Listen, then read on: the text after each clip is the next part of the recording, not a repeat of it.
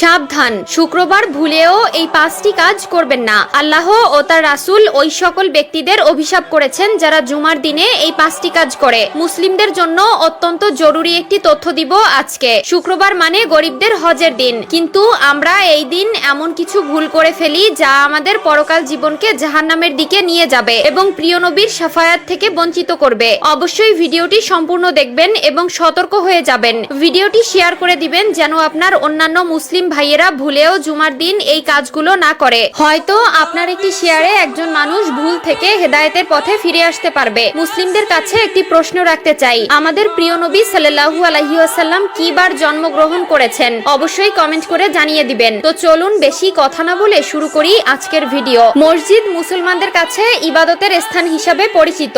এরপরও আমরা মসজিদে এমন কিছু কাজ করে থাকি যা মসজিদের পবিত্রতা নষ্ট করে। তাই মসজিদের পবিত্রতা রক্ষার জন্য কোরআন হাদিসে নিষিদ্ধ বিষয়ের উপর লক্ষ্য রাখা উচিত। 1 নম্বরে কোনো নামাজি অন্য নামাজিকে উঠিয়ে দিয়ে বসা যাবে না। রুদ্দুল মুখতার 630। মসজিদের ভেতরে প্রতি ওয়াক্ত নামাজ একই স্থানে আদায় করার জন্য কোনো লোক নির্দিষ্ট জায়গা রাখতে পারবে না। 2